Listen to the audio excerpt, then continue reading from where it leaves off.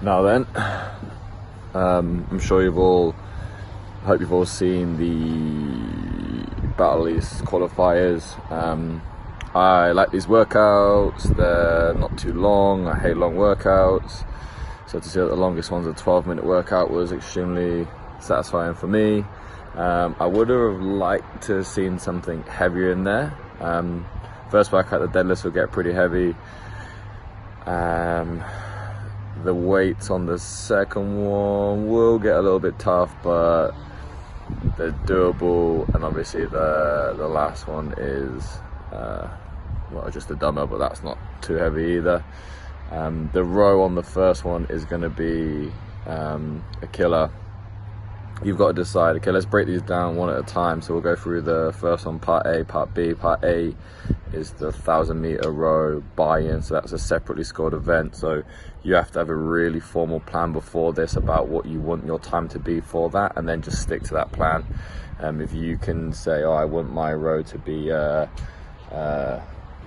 3:30 row, then I have to hold a 1:45 pace, and you just have to decide that going into it and hold that pace and commit to that. So if there's no point going into this not having a plan, I don't feel yet you can hit the 1,000-meter row and go, yeah, I'm just going to go if I feel I'm feeling good, I hit it. If not, I'm just going to see on the fly. It's too short of a row to make that call.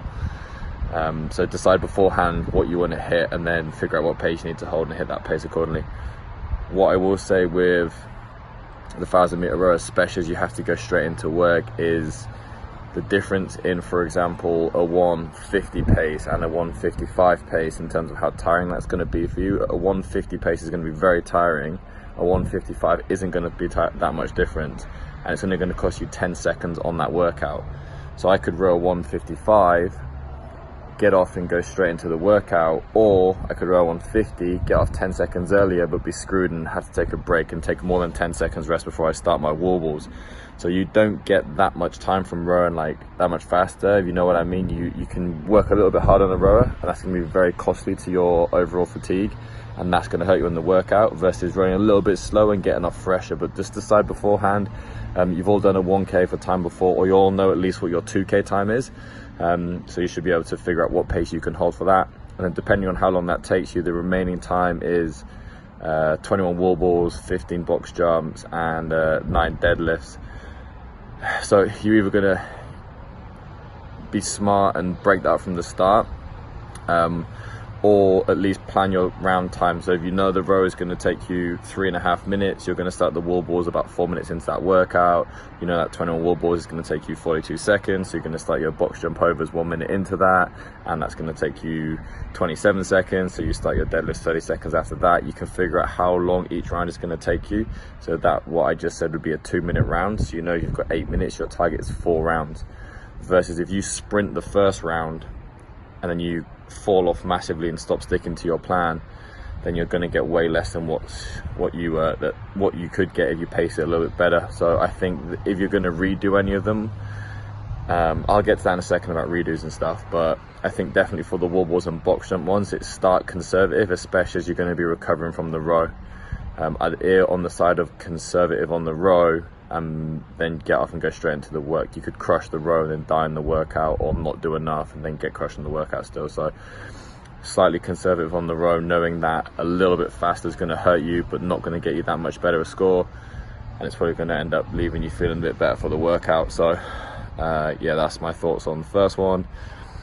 Second one, there's 3 elements to this really. It's the barbell stuff, the toaster bar, and the double under stuff. If you are not a double under connoisseur, you haven't got double unders down, then split them up from the start. There's no shame in breaking up 50 double unders into 25-25, the third set into 25-25-25, and the last set into 5 sets of 20 or 5 sets of 25. If you don't have amazing double unders, if you can't do 100 unbroken every day guaranteed, then don't try and do 50. Split that from the start. If you get to 35, 36, 37 and start tripping because you're tired, this workout's going to go downhill really quickly, versus if you know I'm going to stop at 25, take a 5-second break and do 25, you'll get through those a lot easier. Toaster bar, again, same rules. If you are comfortable with toaster bars, hitting 3 sets of 15 won't be too difficult. I don't think the barbell stuff is going to become too fatiguing on the toaster bar. So I feel like if you've got toaster bar, you're not too excited from doing the double unders. You can hit a big set of toaster bar and get under a barbell and hit at least 2 sets on your... Got a visitor. If you can hit 2 sets then on your front squats, or maybe even or maybe even 3 sets on your front squats, then fine. If the toaster bar is going to crush you and it's going to cause you to have to break up the front squats a lot more, then I would say break the toaster bar up. I personally would break the toaster bar up 8-7 with about a 5-6 second break between the reps, and that won't become too fatiguing for me. That should be pretty comfortable. But just know your strengths. Don't do a massive set. Don't do a max set of toaster bar on your first round. So you're either looking at 8-7 or 5-5-5 or 5 sets of 3 if toaster bar a real weakness of yours. The front squats, I don't feel like there's a lot of need to put the bar down. It depends on your cycle rate. How fast can you get through the front squats, purely because you have to weigh up the fatigue and the onset of holding the bar for a long period of time versus doing extra cleans. So for me, I have a poor front rack. If I hold the bar for all 20 reps, that's going to be tiring for me.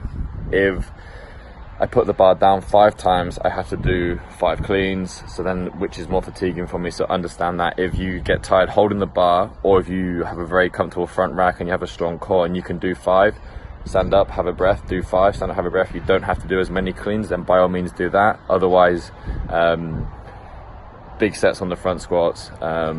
If for some people that weight's going to be quite heavy, then I would say 5s.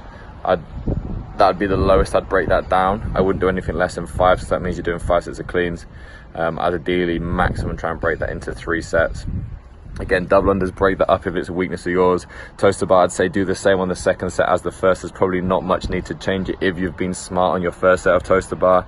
And you've really got 2 options for the power cleans. You're either going to do a big set, as in like hit 15 unbroken because it's down to 155, or like an 8 and a 7, or you can do singles. I wouldn't say like 5-5-5. That's probably not going to be, that's probably going to be slower because 5 is going to blow you up.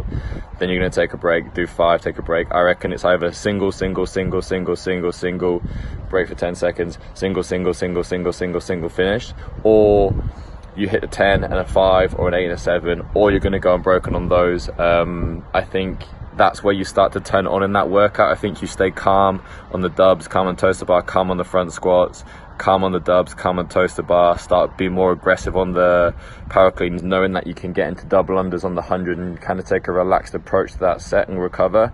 And then it's just all out for the last set of toaster bar. And the clean and jerk at 135-95, whether you do that as 10 singles or you do it 1 big sets, 2 big sets, that's just going to be turn it on as soon as you get off the power clean. That's going to be a fun one. The 10 minute cap on that is going to be aggressive if you don't have double unders, because the double unders is going to blow you up, or if those barbell movements are hard for you. Either way, you have to just decide where to break it up, which is your strength, which is your weakness, and where you spend more time recovering from in each piece. If you suck at double unders, don't race those. If you suck at the barbell, don't go crazy on the barbell, because that will blow you up more and slow the rest of it down. So play to your weaknesses rather than your strengths on that one. And the last one, not too much to say about that. 6-minute AMRAP, add 4 reps to every round, 4 dumbbell snatches, 4 toaster bar, 8, 8, 12, 12, 16, blah, blah, blah, for 4 minutes. For this one, it's all going to be about the chest to bars. I think that amount of reps, even if you get past the 4th, 5th round for dumbbell snatches, a set of 20 dumbbell snatches, you shouldn't need to break that up. That should be quite comfortable for most people at those weights, but it's going to be the chest to bars being a deciding factor. So your round of 4 is nothing. I think everyone just punch out the round of 4. Then your round of 8, if you really struggle with chest to bars, then you want to go to doubles or singles really early on that workout. But as it's a short workout, and if you suck at chest to bars, then you're probably going to want to redo this one, and that gives you an opportunity to try 2 strategies. Now, I'm not saying you should do this knowing that you're going to redo it, but as it's only a 6-minute AMRAP, you're not going to score that many reps. You probably won't be too sore from it. There's probably an opportunity to do this a little bit later in the week, but I'll go through that in a second. But yeah, if you go 4 and then it's 2, 2, 2, and then the next set 2 2 2 1 1 1 1 1 1 1 on the chest to bars. That's probably going to be as fast as you doing 6, waiting for 30 seconds, then doing 6. So just again, play to your strengths. The dumbbell snatch, don't go fast on the dumbbell snatch, just keep a nice smooth rhythm. You don't need to race the dumbbell snatches unless you're an absolute chest to bar monster and you can get through the sets fast and get a big score on this workout. But I think slower on the dumbbell snatches to not get yourself blown up. Don't want to kill your grip, don't want to blow your lats up, and you don't want to blow your lungs up. Then going into chest to bars, especially if you are a butterfly chest to bar, you're going to get very tired and very excited from doing big sets. So break that down. The open workout with chest to bars in the last open workout, I remember I did sets of like 5 or 7 on everything, which for me is a manageable set, but finished the last set of singles to calm myself down. So if it was a set of 21, I did 7 singles, really slowly calm down. That might not be a good idea on this workout because it's so short, but just bear that in mind. It's no harm going to singles. So if I did 4 2 2 2 1 1, and then on the set of 12 it was 2 2 2 2 1 1 1 1 1, because you won't fatigue as much, or you're not under tension for as long doing singles. In regards to when to hit these workouts, I'd say I've suggested the majority of you hit this in one day tomorrow, or even today. I know it's late in the day now, so it's probably too late to get this to you, but if you did all 3 today, tomorrow, have 45 minutes to an hour rest between each one, or even longer if you can. When we do it in the gym, we're going to go workout 1, at least an hour rest, workout 2, an hour rest, workout 3, in that order. I feel like that's the best way to do it, just because the lightest workout is the last one. Even though your grip will be a little bit tired from the toes by going to chest to bar, I feel like doing it the other way around, doing the heavy one last when you're most fatigued, is going to be the hardest way around. So first workout, second workout, third workout with an hour rest between. And if you do them all by Saturday, that gives you 3 more days. You've got till midnight on Tuesday, so you can do rest day, Sunday, recovery day, redo workout 2 on Monday, redo workout 3 on Tuesday, and I would suggest just give your best effort on workout 1 tomorrow. It's the first one, so you're fresh. There's probably not a lot of improvement you'll make on workout 1 versus workout 2, but obviously that could change on the day. Maybe you screw up workout 1 and you have to redo it, but understand that if you redo workout 1, you have to improve on both pieces, because if you smash the row and die in the workout, and then you redo it and you die on the row but smash the workout, you're going to end up, you have to decide which is the best score. You have to make sure you can improve on both and both. And I don't think there's much room to improve this strategy, slow and steady on the 12-minute AMRAP. Whereas workout 2 and 3, there's good opportunities to try different strategies. So workout 2, for example, you could break up the barbell and double unders a lot and try and stay calm and move your way through it. If you're not happy with your score, you can redo it and be more aggressive on the barbell, or be more aggressive on your sets of double unders, or even toes to bar. Likewise, on the 6-minute AMRAP, you could be very conservative on the first one, break everything up, and find you don't get as far, or it didn't tire you out. So what you can do on the second one is you can go really aggressive for the first 3 minutes and then hold a consistent pace for the rest of it. At least there's a lot of different approaches to these workouts. You can try one strategy, think about it for 2 days, and have another go. I don't think there's much room for improvement immediately on workout 1 unless you screw it up. So I would structure my week like that. I will hit all 3 tomorrow, rest Sunday, and then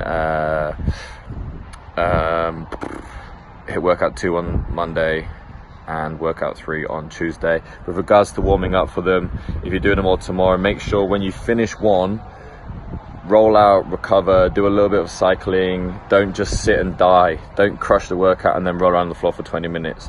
And then likewise, an hour between the workout isn't for sitting down, it's get some nutrition in. So have some fruit, have some protein, lots of water, or a little bit of water, and then start warming up 20 minutes before the next one starts.